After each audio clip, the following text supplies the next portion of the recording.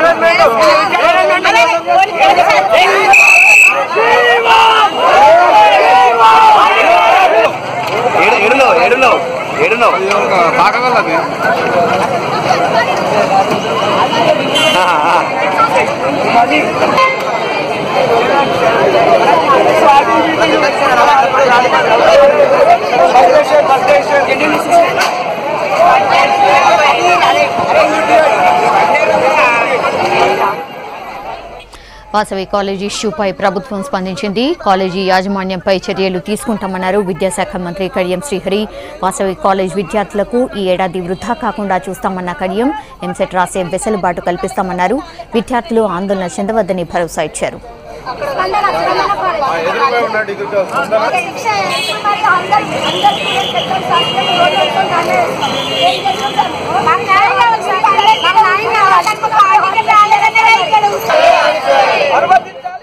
Hyderabad వనస్థలిపురంలోని Sri Vasavi college ముందు విద్యార్థులు తల్లిదండ్రులు ఆందోళన కొనసాగిస్తున్నారు. ఇంటర్ విద్యార్థులకు ఇవాల్టి నుంచే పరీక్షలు ప్రారంభమైన హాల్ టికెట్లు రాకపోవడంతో విద్యార్థులు ఆందోళన చేస్తున్నారు. రోడ్డుపైనే విద్యార్థులు కన్నీళ్లు పెట్టుకున్నారు. 224 మంది విద్యార్థులను కాలేజ్ మేనేజ్మెంట్ మోసం చేసిందని ఆరోపిస్తున్నారు. విద్యార్థులకు స్థానిక రాజకీయ నాయకులు మద్దతు తెలిపారు. ఏడాదిగా అక్రమంగా కాలేజీ నడుపుతున్నా పట్టించుకోకపోవడంపై మండిపడ్డారు నేతలు.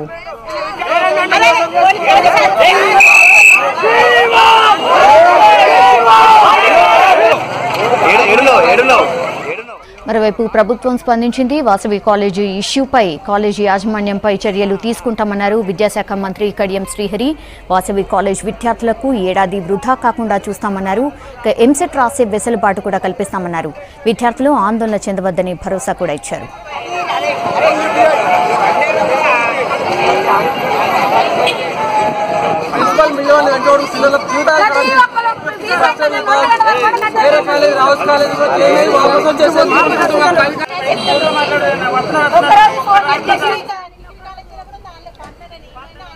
ఇక శ్రీవాసవి కాలేజ్ ఇష్యూపై స్పందించారు ఇంటర్ బోర్డు కార్యదర్శి అశోక్. కాలేజీకి అనుమతి లేకపోవడంతోనే హాల్ టికెట్స్ ఇవ్వలేదన్నారు. కాలేజీ యాజమాన్యం ఇటు బోర్డుతో పాటు అటు స్టూడెంట్స్ ను చీట్ చేసిందన్నారు. విద్యార్థులకు నష్టం జరగకుండా చర్యలు తీసుకుంటామని చెప్పారు.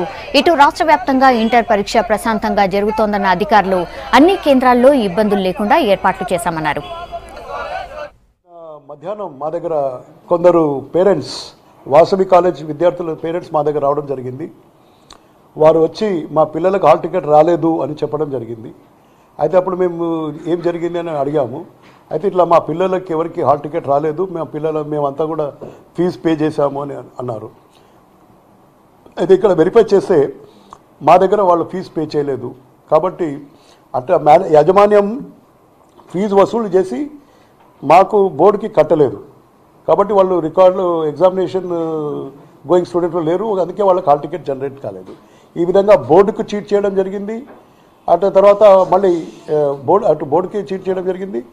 ముఖ్యంగా విద్యార్థులను చీట్ చేయడం జరిగింది. ఈ మోసం తెలుసుకున్న పేరెంట్స్కి వాళ్ళకి చెప్పడం జరిగింది, ఇది మా దగ్గర ఎవరు రాలేదు అని.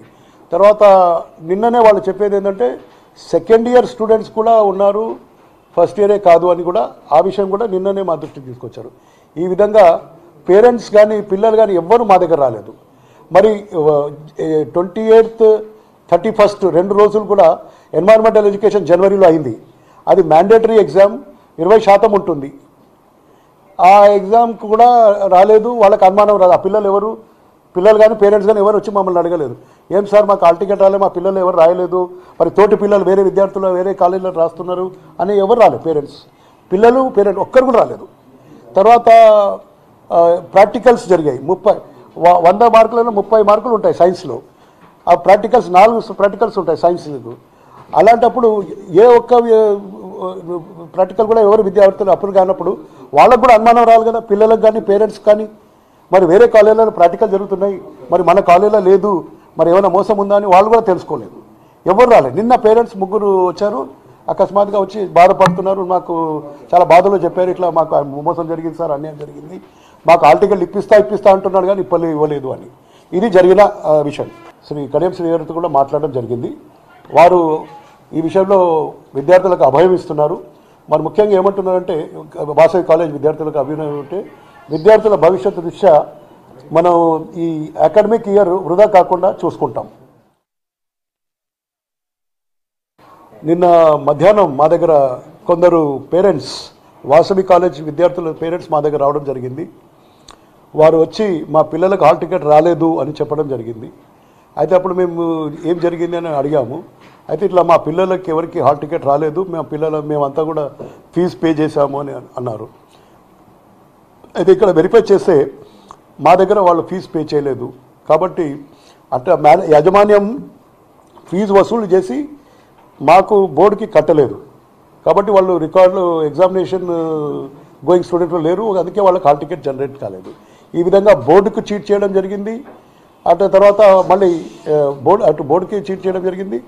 ముఖ్యంగా విద్యార్థులను చీట్ చేయడం జరిగింది. ఈ మోసం తెలుసుకున్న పేరెంట్స్కి వాళ్ళకి చెప్పడం జరిగింది, ఇది మా దగ్గర ఎవరు రాలేదు అని.